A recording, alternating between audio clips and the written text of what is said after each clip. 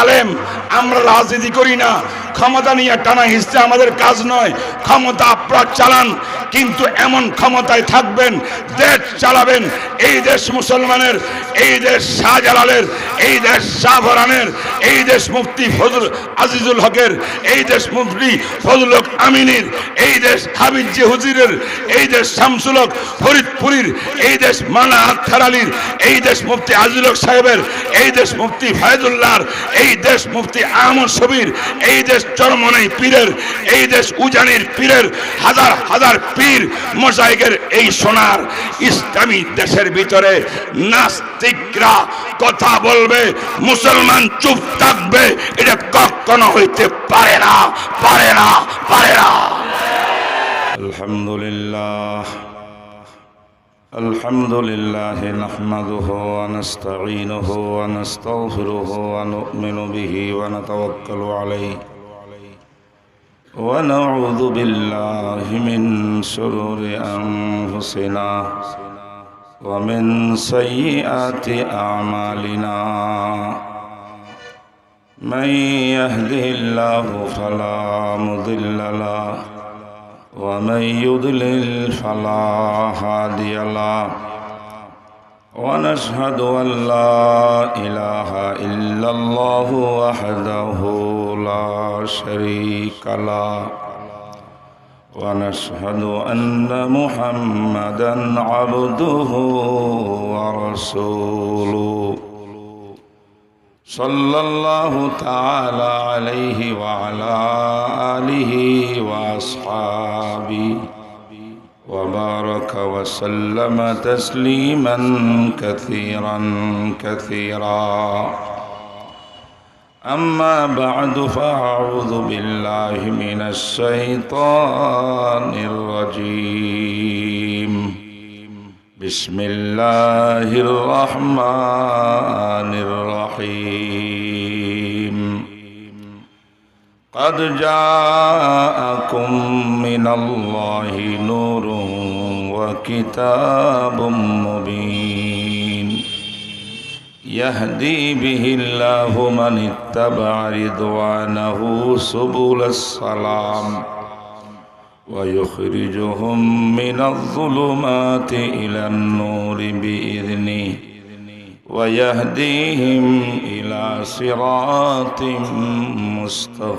مستقيم صدق الله مولانا العظيم وقال رسول الله صلى الله عليه وسلم يحمل هذا العلم من كل خلف عدول ينفون عنه تعريف الغالين وانتحال المبتلين وتابين الجاهلين أو كما قال النبي عليه الصلاة والسلام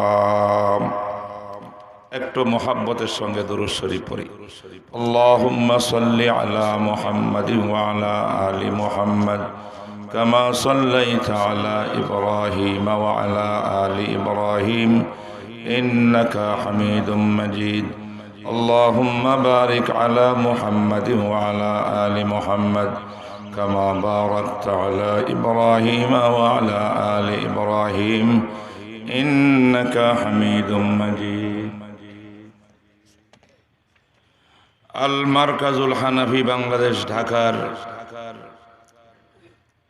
আজকে 2021 সালের 25শে মার্চ বৃহস্পতিবার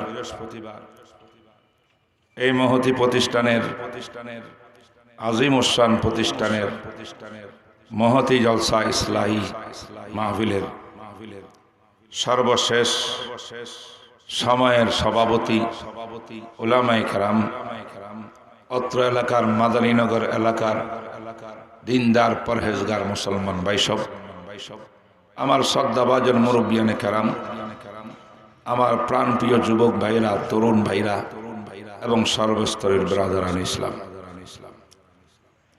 আমি কোরআনে কারীমের একটি আয়াতে কারিমা তেলাওয়াত করছি। জনাবে রসুল পাক সাল্লাল্লাহু আলাইহি ওয়াসাল্লামের একটি মুবারক হাদিস পাঠ করছি। প্রথমে আয়াতটার অনুবাদ তারপরে হাদিসের অনুবাদ। এই দুইটাকে সামনে নিয়ে বিষয়বস্তুর উপরে অল্প সময় কথা বলে দোয়া করব ইনশাআল্লাহ। কি বলেন, কথা শুনবেন?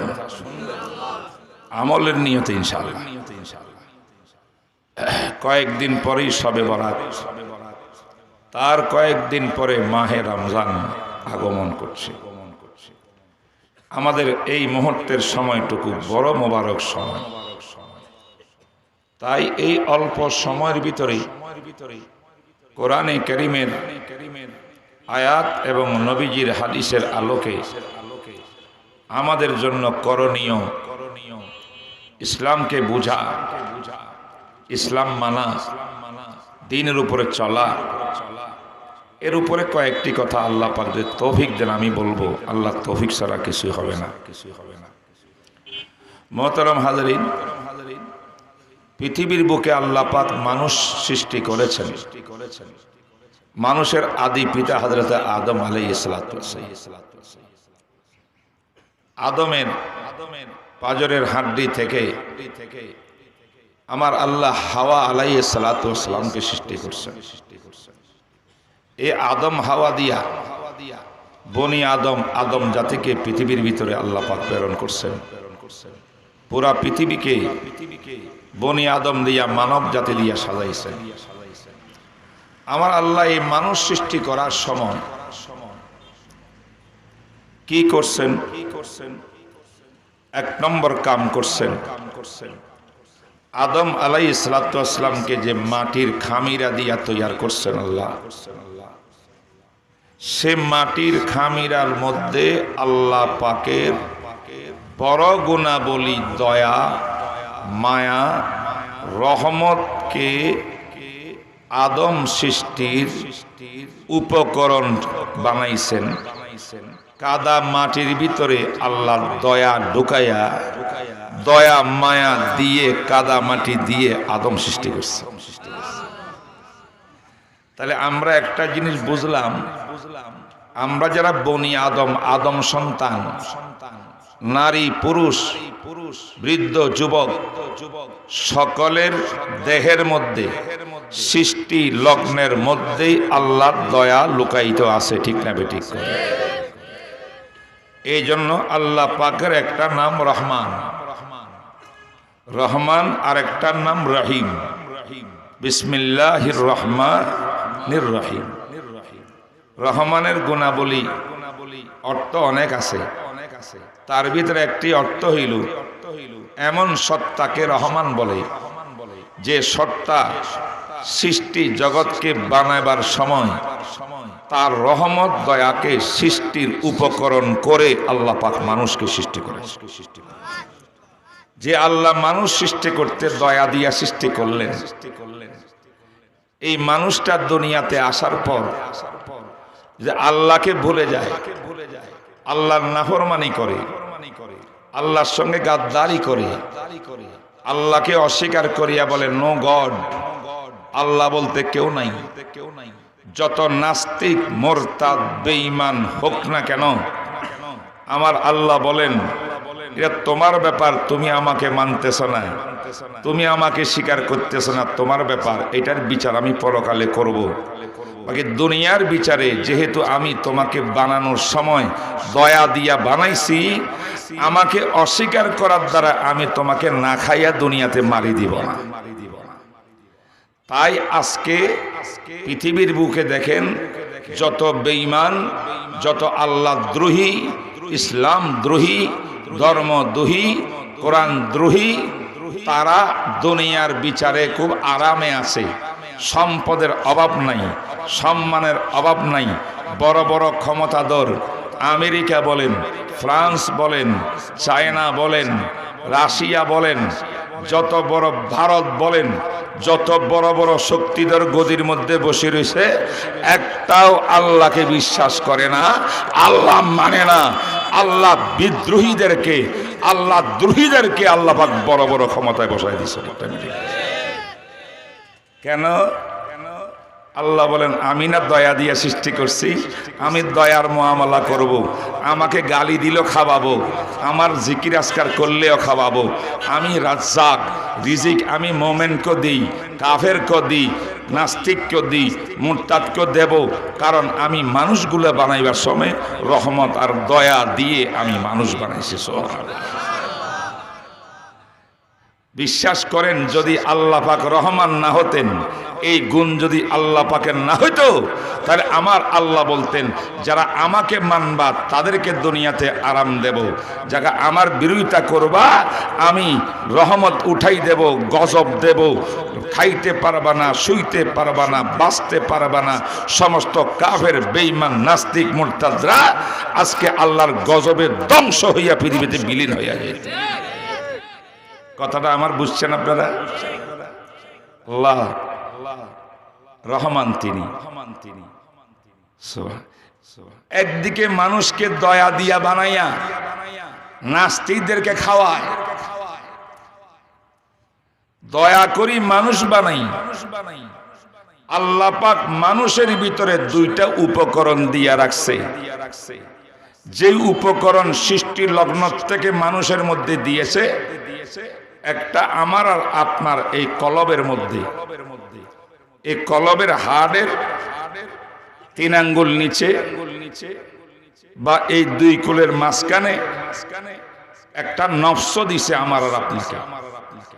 একটা নফস কয়টাকে? নফসে আম্মারা নাম শুনছেন না আপনারা? নফসে আম্মারার নাম শুনছেন? ইন্নান নফসা লা আম্মারাতুন বিসু। এই নফসটা, এটাকে বাংলাতে বললে বলতে পারি মনের অবৈধ চাহিদার উপকরণ। অবৈধ চাহিদা। আল্লাহর যা বলেন সেটা বৈধ, আল্লাহর নাফরমানি অবৈধ। কথা বলেন ঠিক না বেটি? এই নফস আমার আর আপনার শরীরের মধ্যে বসিয়া সে কি করে? আমার নামাজ কাজা করায়। হে যুবক, তোমাকে ক্লাব করে নিয়ে যায়। হে যুবক, এই নফসে আম্মারা ধাক্কাইয়া ধাক্কাইয়া তোমাকে মদখানা নিয়ে যায়, গাঁজাখানায় নিয়ে যায়, ইয়াবা ট্যাবলেটের কাছে নিয়ে যায়, তোমাকে নারীর কাছে নিয়ে যায়, পরনারীর কাছে নিয়ে যায়, জেনা করায়, বেবিচার করায়, দর্শন করো, হত্যা করো, মনের ফুর্তি পূরণ করো। তুমি শরাব খাও, মদ খাও, গাঁজা খাও, সব কিছু করো। তুমি দুনিয়ার মধ্যে ফাসাদ সৃষ্টি করো, যত নাফরমানি সব করো। তোমাকে কে করায়? তোমার ভিতরে একটা নফসে আম্মারা আছে, এই বেটায় করায়। কিন্তু নফসটা বানাইছে কে? জোরে। একদিকে দয়া দিয়া মানুষ সৃষ্টি করলেন, এই মানুষটার ভিতরে একটা নফস দিয়া জাহান্নামী মুখী করার জন্য মানুষকে 24 ঘন্টা কাজ করার ওয়াসওয়াসা দেওয়ার ব্যবস্থা আল্লাহ করছেন। বিপরীত অবস্থা, একদিকে দয়া আর একদিকে জাহান্নামের প্রতীক বানাইবার জন্য নফস দিয়ে রাখছে আমার ভিতরে। তাও শেষ না, 2 নম্বর উপকরণ নফসের বাইরে, আমার দেহের বাইরে আল্লাহ পাক আজাজিল ইবলিস শয়তান বানাইছে। ঠিক না? ঠিক। ইবলিস শয়তান আল্লাহ থেকে দোয়া করছেন, আল্লাহ আমি আপনার বান্দাদের রন্ধে রন্ধে প্রবেশ করিয়া তাদেরকে ডিস্টার্ব করে করে জাহান্নামে নিতে আমাকে সুযোগ দেন। আমার আল্লাহ বলেন, তোর দোয়া করলাম, কবুল করলাম, এই সুযোগ তোকে দিলাম। আল্লাহ পাক আমাদের সোজা কথা 2টা শত্রু লাগাই দিয়েছে আমাদের পিছনে। একটা শত্রুর নাম ভিতরে নফসে আম্মারা, আরেকটা শত্রুর নাম মিস্টার ইবলিস শয়তান। নফসে আম্মারা যে কাজগুলো আমার দ্বারায় করায়, প্রত্যেকটা কাজের কারণে আমি জাহান্নামের দিকে রওনা হইতেছি। ইবলিস যে কাজগুলো আমার দ্বারায় করায়, আমাকে কোন দিকে নিয়ে যায়? ধাক্কাইয়া ধাক্কাইয়া জাহান্নামের দিকে নিয়ে যায়। আল্লাহ কি আমাকে জাহান্নামে যাওয়ার জন্য রেডি করছেন? মোটেও না। আমার আল্লাহ বলেন, হে আমার বান্দা, নফসে আম্মারা দিয়া তোমাকে জাহান্নামের দিকে কাজ করার জন্য আগ্রহ সৃষ্টি করাচ্ছি। আর ইবলিস শয়তানের প্রবঞ্চনা তোমার দিলের মধ্যে ঢুকায়া তোমাকে নাফরমান আমি বানাইতেছি। এটা সব কিছু আমার কুদরতের খেলা। কিন্তু আমি এই দুইটা শত্রু, যে দুইটা শত্রু তোমাকে জাহান্নামে নিয়ে যাবে, জাহান্নামের দালালি করবে, তোমার কাছে এসে এসে গুনার কাজগুলোকে সুন্দর করে যুক্তি দিয়া তোমাকে বুঝাবে, তোমাকে রেডি করবে গুনার কাজ করার জন্যে। এই কাজ শয়তানে করবে, নফসে আম্মারায় করবে। আমি আল্লাহ জাহান্নামের এই দুই দালালের বিরুদ্ধে জান্নাতে তোমাকে টেনে আনার জন্যে আমি আল্লাহ দুইটা ব্যবস্থা নিয়েছি। কথা বুঝেন নাই? জাহান্নামে নেওয়ার জন্য দুইটা ব্যবস্থা। পৃথিবীর মধ্যে মানুষ যত জাহান্নামী গুনাহ মাসিয়ত আল্লাহর নাফরমানি করে, নফসে আম্মারার কারণে করে, দেহের মধ্যে বসে থাকে। এটা স্বরাষ্ট্রমন্ত্রীর মতো আমার মন্ত্রী, ইবলিস হলো পররাষ্ট্রমন্ত্রী বাহিরে। কথা কন না? আমার আল্লাহ বলেন এই দুই মন্ত্রীর বিরুদ্ধে আমি দুইটা রাজা দিয়েছি, দুইটা বাদশা দিয়েছি, দুইজন প্রেসিডেন্ট দিয়েছি, প্রধানমন্ত্রী দিয়েছি। এক নম্বর, কাদ জাআকুম মিনাল্লাহি নূরুন ওয়া কিতাবুম মুবিন। আল্লাহু আকবার। জান্নাতে নেওয়ার জন্য তোমাকে এক নম্বর উপকরণ দিয়েছি আমি 30 পারা কোরআন। কি জোরে কর না? 30 পারা কোরআন তোমাকে জান্নাতে নিবে। কিন্তু কোরআন হলো আল্লাহর কালাম। কোরআনের মাহিত্য তত্ত্ব বুঝার মতো ক্ষমতা তোমার কাছে নাই। তাই আমি আল্লাহ বিশ্ব নবী মুহাম্মদ রাসূলকে নির্বাচন করেছি, তাকে নবুয়ত দিয়েছি, রিসালাত দিয়েছি, নবী বানাইছি, রাসূল বানাইছি। শুধু নবী রাসূল নয়, ওনাকে শেষ নবী বানাইছি, খাতামুন নবী বানাইছি। তিনি কোরআনের ব্যাখ্যা দিবেন, বলেন সুবহানাল্লাহ। কোন আমার নবী কোরআনের ব্যাখ্যা দিবেন, কোরআনের আমল শেখাবেন। আমি আল্লাহ 30 পারা কোরআনের ভিতরে তোমার জান্নাতের পথ দেখাইছি, সিরাতে মুস্তাকিম দেখাইছি। এই সিরাতে মুস্তাকিম জান্নাতের পথ, সরল পথের মধ্যে দুইটা জিনিস, দুইটা চাক্কার উপরে তোমার গাড়ি চলবে। এক নম্বর চাক্কা 30 পারা কোরআন, আর এক নম্বর চাক্কা বিশ্ব নবীর সুন্নতার আদর্শ। তাই তুমি যদি দুনিয়ার বুকে জীবন যাপন করে জান্নাত কামাই করতে চাও, তোমার জন্য কোরআন মানার বিকল্প নাই, কোরআনের নবী বিশ্ব নবীর সুন্নত মানার বিকল্প নাই। তুমি যদি নবীর সুন্নতকে গ্রহণ করো, 30 পারা কোরআনের বিধিবিধান গ্রহণ করো, তোমার সামনে ইবলিস ধরাশায়ী হয়ে যাবে, আত্মসমর্পণ করবে। নফসে আম্মারা আত্মসমর্পণ করবে। তোমার নফস তোমাকে গুনার দিকে নিয়ে যাইতে পারবে না, কোরআন বাধা দিবে। ইবলিস শয়তান জাহান্নামের দিকে নিতে পারবে না, বিশ্বনবীর সুন্নত আদর্শ বাধা দিয়ে রাখবে। তাই এই দুই শত্রু থেকে বাঁচাইয়া জান্নাতে নেওয়ার জন্য আমি কোরআন এবং বিশ্বনবীর সুন্নত দিয়েছি।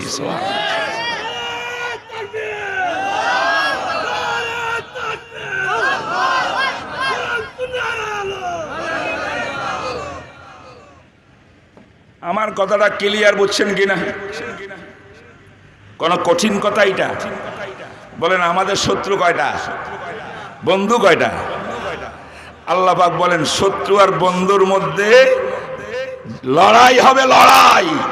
সুবহানাল্লাহ। এই লড়াইয়ের ভিতরে তোমার জিততে হবে। লড়াইয়ের মধ্যে জিতিয়া আল্লাহর প্রিয় বান্দা হইয়া জান্নাতের মেহমান হওয়ার জন্য তোমাকে কোরআন ধরতে হবে, কোরআনের নবীর সুন্নাহ ধরতে হবে। এর বাইরে কোনো কাজ নেই। পৃথিবীর মধ্যে যত মুসলমান আছে, বাংলাদেশে যত মুসলমান আছে, আমাদের মাননীয় প্রধানমন্ত্রী মুসলমান কিনা?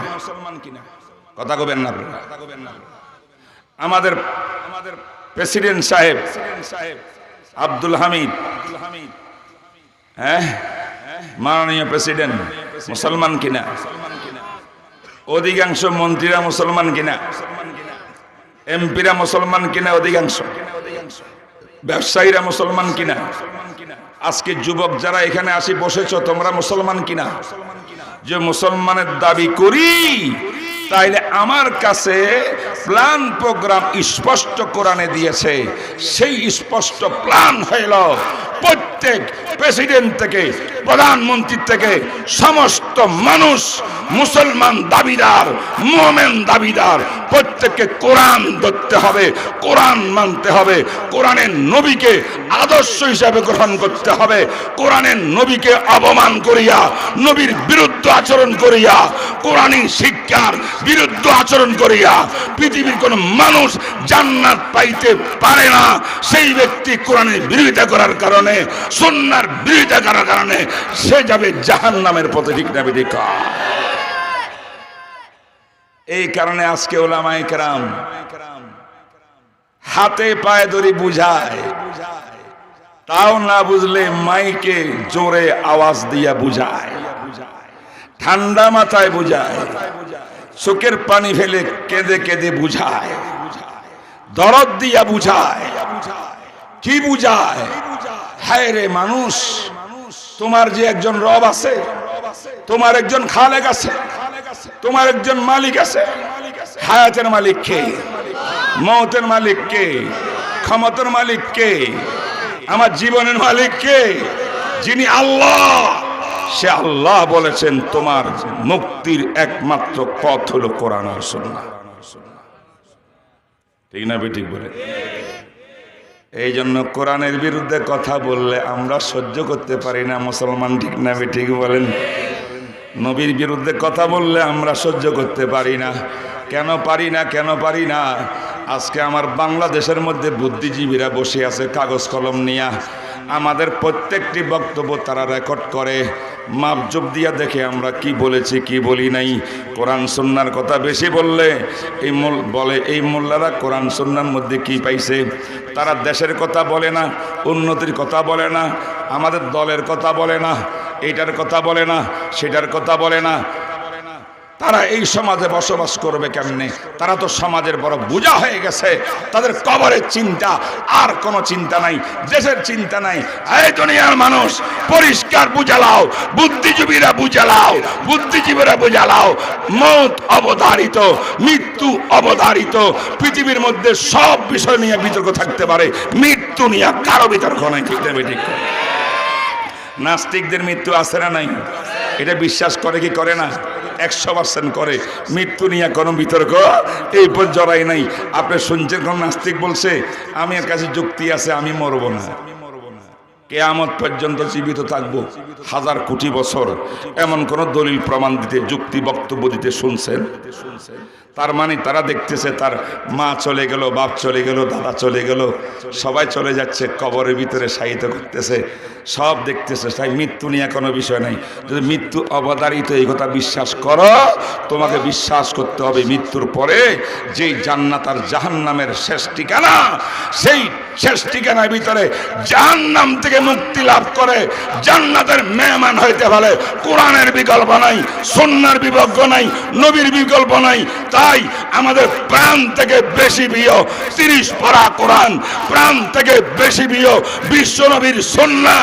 আমাদের জান আসতে পারে, যেতে পারে, আমরা মার খাইতে পারি, জেলে যাইতে পারি, আক্রমণের শিকার হইতে পারি, হামলার শিকার হইতে পারি, বুকের তাজা রক্ত দিতে পারি, কোরআন আর সুন্নাহর কথা ছাড়তে পারি না।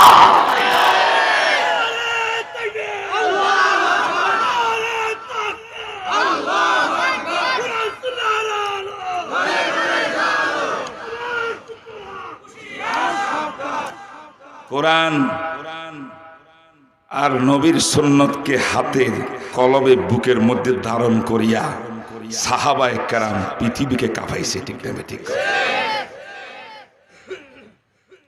খলিফা ওমর ইবনে খাত্তাব রাদিয়াল্লাহু তাআলা আনহুর কাছে একটা ডেলিগেশন আসছে। সেই ফারস্য সম্রাট কিসরার পক্ষ থেকে সরকারি ডেলিগেশন। কিসরা ফারস্য সম্রাট, তাদের ধর্মকর্ম ছিল অগ্নি পূজা করা। তারা মূর্তি মানত কাকে? আগুনকে। আগুন পূজা করত। তারা একটা ডেলিগেশন পাঠাইছে এই পায়গাম দিয়া, পুরা বিশ্বের মানচিত্রে আমার বিশ্বনবীর আগমনের সময় বিশ্বের পরাশক্তি ছিল দুইটা। কটা? একটা পরাশক্তির নাম হিরাক, রোম সম্রাট, প্রায় অর্ধেক পৃথিবীর অর্ধেক জাহান রোম বাদশার আন্ডারে চলত। আরেকটা পরাশক্তি ছিল সুপ্রিম পাওয়ার, শেখ কিসরা নিজে, তার আন্ডারে এর থেকে বেশি দেশ তার আন্ডারে পরিচালিত হইত। দুনিয়ার ভিতরে শিক্ষিত বিশ্ব পরিচালক, জ্ঞান বিজ্ঞানে ভরপুর দুই জাতি, রোম জাতি তারা খ্রিস্টান, খ্রিস্টান হইয়া তিন খোদার বিশ্বাসী। কয় খোদা? নাউজুবিল্লাহ বললেন না, তিন খোদার বিশ্বাসী। আর এক অগ্নি পূজারী কিসরা, সে অগ্নি পূজার বিশ্বাসী। এই দুইটা পুরা দুনিয়াকে পরিচালনা করে, কান্দরি উঠায় আর বসায়। আরবের অবস্থা কি ছিল?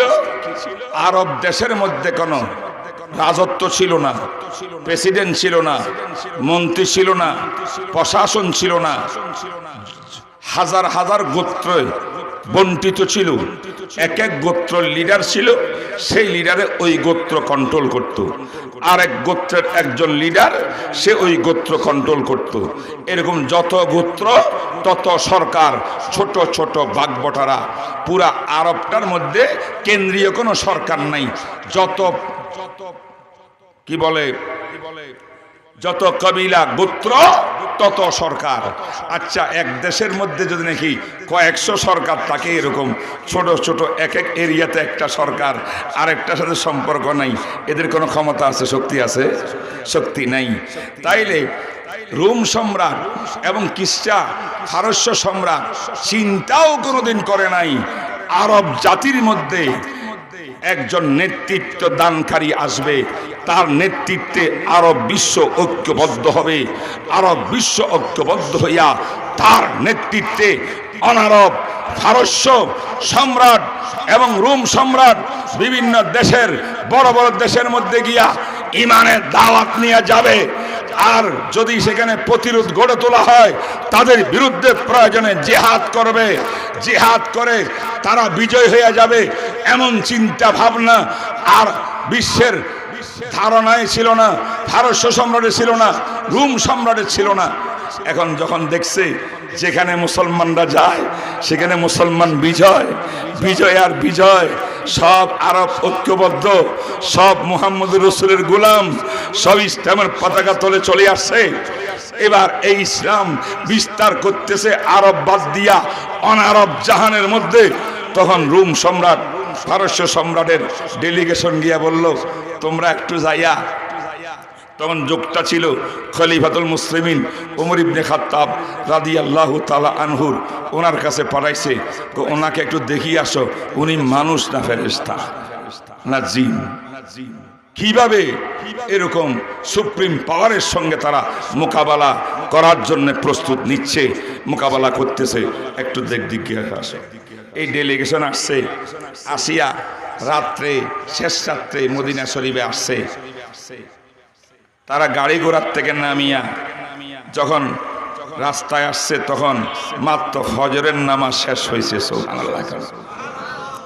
মসজিদের থেকে মুসল্লিয়ানে কেরাম সাহাবারা সব বের হয়ে আসছে রাস্তার মধ্যে ফজরের পরে। ডেলিগেশন মেহমান আসছে বাইরের থেকে। আসিয়া দেখা সাক্ষাৎ হয়েছে, ভাই আপনারা কোত্থেকে আসছেন? আমরা তো ফারস্য সম্রাটের পক্ষ থেকে আসছি। আচ্ছা, মাশাআল্লাহ, ভালো কথা, আপনারা আমাদের মেহমান। কি ব্যাপার, কার সঙ্গে সাক্ষাৎ, কি আশয় বিষয়? তোমাদের বাদশাহ খাত্তাবের বেটা ওমরের সঙ্গে সাক্ষাৎ করতে আসছি আমরা, সরকারি ডেলিগেশন। বলো ওমর কোথায়? তোমাদের বাদশাহ কোথায়? মদিনার মুসলমানরা সঙ্গে সঙ্গে বলল, শোনো হে কিসরা, ফারস্যের সম্রাটের ডেলিগেশন, মুসলমানদের মধ্যে বাদশা বলতে কেউ নাই, মুসলমানদের একজন সেবক আছে। কি আছে? আরো জোরে কোন? সেবক। উনি সেবা করেন, খেদমত করেন মুসলিম উম্মার। তিনি আমাদের প্রধান, তার শাসন চলে। প্রেসিডেন্ট নাই, রাজা নাই, বাদশা নাই, এক নায়ত্ব নাই। তবে তুমি যদি তার সঙ্গে দেখা করতে চাও, তোমরা এই মুহূর্তে মদিনার বাজারে পাবা না, শহরে পাইবা না। কোথায় পাওয়া যাবে? তারা জিজ্ঞাসা করলো। মুসলমানরা বলল, যেহেতু এখন ফজরের টাইম, হযরত ওমর মদিনার আশেপাশে যত গ্রাম আছে যেখানে গরিব মুসলমানরা থাকে, সারা রাত রাস্তায় রাস্তায় রোডে রোডে হাঁটি হাঁটিয়া সে গরিবদের খবর লয়, কার কি অবস্থা, কার ঘরে খানা আছে, কার ঘরে খানা নাই। কে কোন দুঃখে আছে, কে দুঃখে নাই, কোন পেরেশানি, কার বিপদ আপদ আছে। খলিফাতুল মুসলিমিন 22 লক্ষ মর্গ বাংলাদেশের প্রেসিডেন্ট হযরত ওমর গ্রামে গ্রামে মহল্লায় মহল্লায় বেড়ায়, সারা রাত ঘুম নাই। অনেক কাহিনী আছে, কত ঘটনা আছে ওনার। রাতে মানুষকে পাহারাদারি করতে গিয়া, সুতরাং তিনি মদিনার শহরে থাকবেন না, সারা রাত হয়তো রাস্তা রাস্তায় ঘুরছে, গ্রামে গ্রামে মহল্লায় মহল্লায় ঘুরছে। গড়িয়ে এখন নামাজ কালাম পড়ি হয়তো মদিনার এই বাইরে কোন এক জায়গায় আরাম করতেছে, এমন হইতে পারে। মদিনার উপকণ্ঠে তুমি জায়গা দেখতে পারো তোমরা। তখন একজন রাহাবর দেওয়া হইল, আইডিয়া করা হইল ওমর আজকে রাত্রে কোথায় ডিউটি করছেন, কোন এরিয়া থাকতে পারেন। সেই এরিয়াতে উপকণ্ঠে চলে গেল। আল্লাহু আকবার। কিসরা সম্রাটের ডেলিগেশনরা যখন যেতে যেতে যেতে যেতে বালি মাটি, বালির মাঠ, একটা বালির মাঠ পাইল মদিনার উপকণ্ঠে। সেখানে একটা লোক শোয়া, গায়ে জামা নাই, জামা খোলা, জামা গায়ের থেকে খুলিয়া তিনি জামা দিয়ে বালিশ বানাইছে, খালি গায়ে শুয়ে আছেন, তলোয়ার একটা পরে আছে বালি মাটির মধ্যে। কথা বলছেন কিনা? আর তিনি আরামসে ঘুমাইতেছেন, নাক ডেকে ডেকে ঘুমাইতেছেন। এদিকে একটু একটু সূর্যের তাপ উঠতেছে, ভোরের আলো, সে সূর্যের তাপ গায়ের মধ্যে পড়তেছে।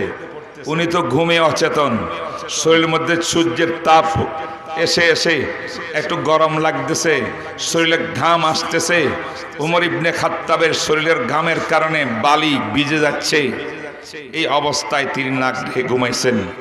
এই ডেলিগেশন ওইখানে দাঁড়াইয়া মুসলমানদেরকে জিজ্ঞাসা করে, হে ভাইরা, তোমাদের সেবক কি ইনি? কহা, ইনি উমর ইবনে খাত্তাব। সুবহানাল্লাহ। এই ডেলিগেশনে আর বেশি লম্বা চূড়া বৈঠক করে নাই। ফার্স্টে গিয়ে একটা বক্তব্য রাখছে। কি বক্তব্য জানেন? হে ইবনে খাত্তাব, হে খাত্তাবের সন্তান, তুমি আদালতা মানুষ সমাজের ভিতরে সুবিচার কায়েম করেছো, অবিচার দূরীকরণ করেছো, জুলুম অন্যায় রহিত করেছো, ন্যায় প্রতিষ্ঠা করেছো, জাতির সমাজের প্রত্যেক মানুষের হক অধিকার পরিপূর্ণ আদায় করে দিয়েছো। দিতে দিতে সেবা করতে করতে প্রত্যেক গরিব, ধনী, বিপদগ্রস্ত, অসুস্থ, এতিম, বিধবা, যুবক, বৃদ্ধ, বৃদ্ধা নারী সকলের 100% অধিকার আদায় করিয়া তাদের দিলের এমন একটা দোয়া পাইছো তুমি। তুমি বালি মাটির মধ্যে গিয়া একা একা ঘুমাও, তলোয়ার পাশে পড়া থাকে, গায়ের মধ্যে গেঞ্জি নাই, জামাটা দিয়া তুমি বালিশ বানাইছো।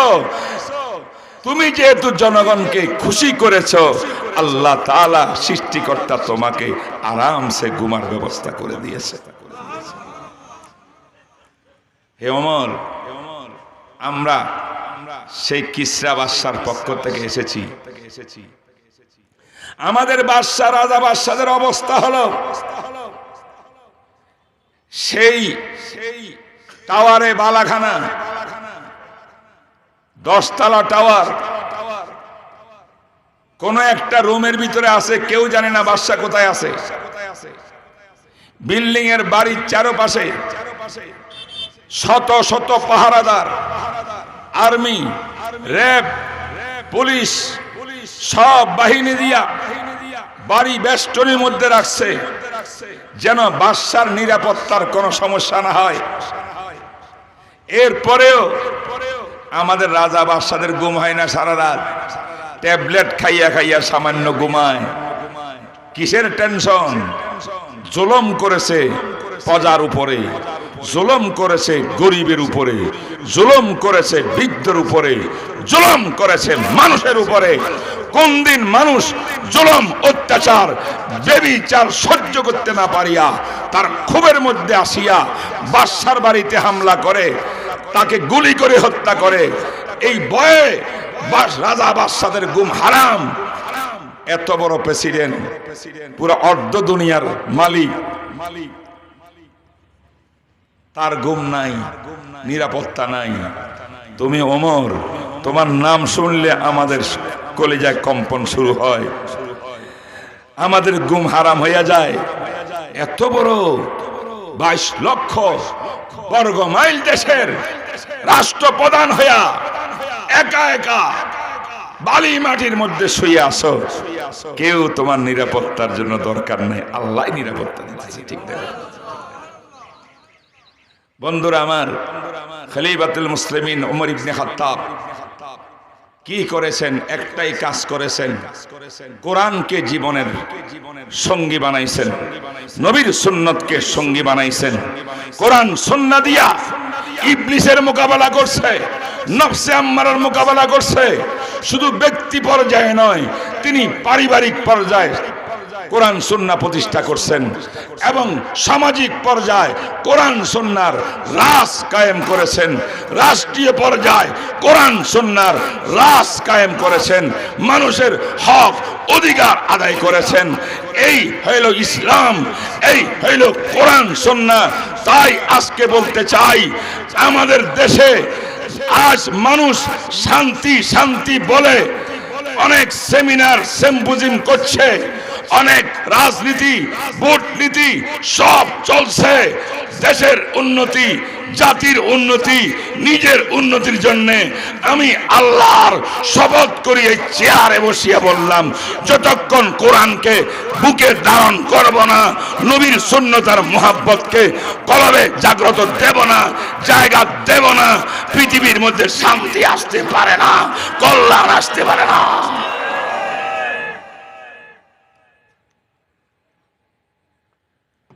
এই জন্য ওলামারা কোরআন সুন্নাহর কথা বলে, ঠিক না? ঠিক। আপনারা কি বলবেন? কোরআনের বিরুদ্ধে কথা বলবেন? যারা কথা বলে তাদেরকে সহ্য করবেন? আমার নবীর বিরুদ্ধে কথা বলবেন? নবীর বিরুদ্ধে যারা কথা বলে তাদেরকে সহ্য করবেন? এখন আমি আল্লাহর গোলাম, আমার আল্লাহ কোরআনে বলছে তোমাদের মুক্তির পথ কোরআন সুন্নাহ, কাদ জাআকুম মিনাল্লাহি নূর ওয়া কিতাবুম মুবিন। দুইটা জিনিস, এই দুইটা তোমার সম্বল, এই দুইটা তুমি পালন করবে। আমি যখন এটা পালন করতে যাই, এটাকে ধরে রাখতে চাই, আমার দেশের কিছু নাস্তিকরা আসিয়া কোরআনের বিরুদ্ধে কথা বলে, নবীর বিরুদ্ধে কথা বলে, ইসলামের বিরুদ্ধে কথা বলে, দাড়ি টুপির বিরুদ্ধে কথা বলে, উলামায়ে কেরামের বিরুদ্ধে কথা বলে। সেই মুহূর্তে আমরা যদি আল্লাহর গোলামি, দাসত্ব করতে গিয়া নাস্তিক, বেঈমান, কোরআন বিরোধী, শিরিকবাদ, কুফরি বিরুদ্ধে কথা বলি, আমাদেরকে জঙ্গি বলা হয়। আমরা বলবো জঙ্গি 100 বার বলো, 1 কোটি বার বলো, আমরা পরোয়া করি না। তোমাদের কথা পাত্তা দেওয়ার সময় নাই। যতক্ষণ নিঃশ্বাস থাকবে কোরআনের কথাই বলবো, সুন্নাহর কথাই বলবো, নবীর কথাই বলবো।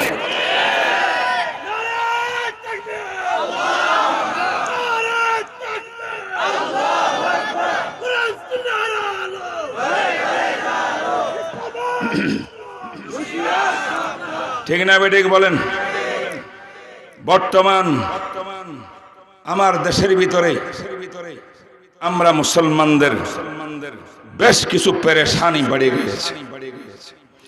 এই মুহূর্তে প্রয়োজন ছিল বিশ্বের মুসলিমের ঐক্যবদ্ধ হওয়া। ঠিক না বেঠিক বলেন? ঐক্যবদ্ধ হওয়া। কিন্তু আশ্চর্য যাবেন, আমি মনে করি কাফের শত্রু নাস্তিকরা আমাদের এত ক্ষতি করে নাই যত ক্ষতি ইসলামের বিভিন্ন দল ইসলামের পোশাক পরিয়া ভিতরে কুহুরি রাখিয়া এই মুনাফিকরা যত মুসলমানদের ক্ষতি করেছে। কথা বাস্তব না বাস্তব? আজকে শোনা যায় যেই মুহূর্তে ইসলাম নিয়ে আমরা কথা বলি, ইসলামকে এই দেশে প্রতিষ্ঠা টিকিয়ে রাখা, মুসলমানদের ঈমান টিকিয়ে রাখা কঠিন হয়ে যাচ্ছে। ঐক্যবদ্ধ আওয়াজ তোলা দরকার। দেখা যায় একজন কাদিয়ানি কোরআনের বিরুদ্ধে ব্লগার নাস্তিকদের বিরুদ্ধে একটা কাদিয়ানি কথা কয় না, কিন্তু তারা বলে আমরা আহমদিয়া মুসলিম জামাত, তারা নাকি মুসলমান। তোরা যদি মুসলমান হইতি, ইসলামের পক্ষে কথা বলতি, ইসলামের শত্রু বিরুদ্ধে কথা বলতি, কোনোদিন কথা বলে না। ঠিক না বে ঠিক? 2 নম্বর, আমাদের কিছু আহলে হাদিস বন্ধুরা লামাজাবি, একটু আগে মানানুর ইসলাম সাহেব হুজুর আমাদের মুরব্বী, তিনি বলে গেছেন এই লামাজহাবি যারা, তারা দেখবেন এখন পর্যন্ত মসজিদের ভিতরে সেই মিডিয়ার মধ্যে বসে বসে বক্তব্য দিচ্ছে শবে বরাত নামে কোনো জিনিস নাই, এটা হিন্দুস্তানের আবিষ্কার। শবে বরাত বলে হিন্দুস্তানের আবিষ্কার। আবার তারাবির নামাজ 8 রাকাতের উপরে পড়া যাবে না, এটা বেদাত হবে, এই ফতোয়া দিচ্ছে। বিতের নামাজ 1 রাকাত পড়তে হবে এক নিয়তে, এই ফতোয়া দিচ্ছে। আজ এরা এই ফতোয়ার মধ্যে আছে তারাবির নামাজ 8 রাকাত পড়বো না 20 রাকাত, শবে বরাত করবো কি করব না, পালন করবো কি করব না, এই নিয়ে তাদের মাথা ব্যথা। নাস্তিক বেঈমান মুরতাদের বিরুদ্ধে কোন আলে হাদিসের মাঠে নামতে দেখা যায় না।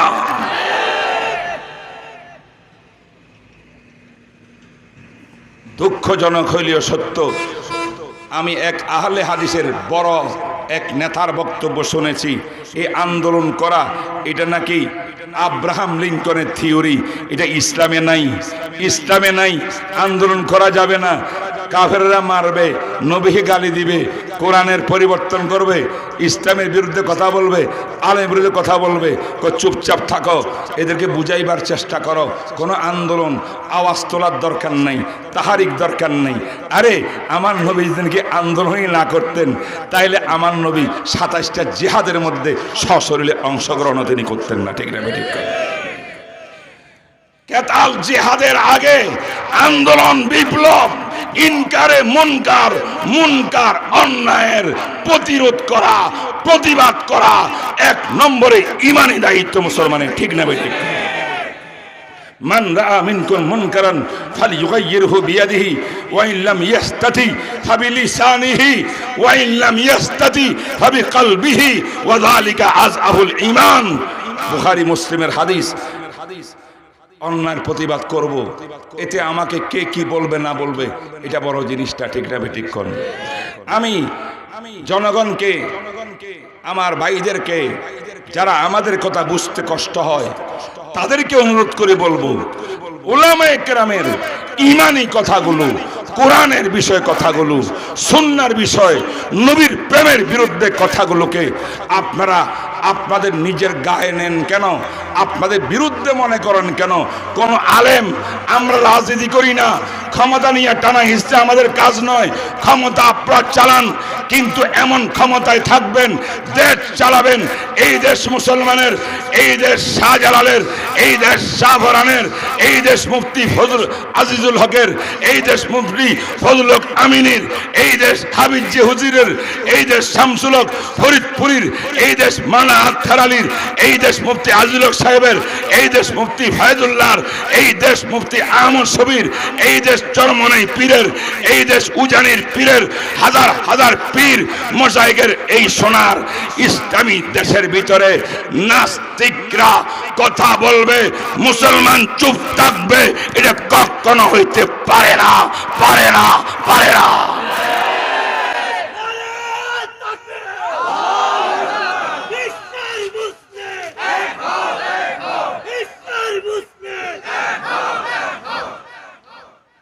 আমরা তো আল্লাহর কাছে জবাব দেওয়ার জন্যে, জবাবদেহিটা আছে আল্লাহর কাছে, সেজন্য কোরআনের কথা বলি।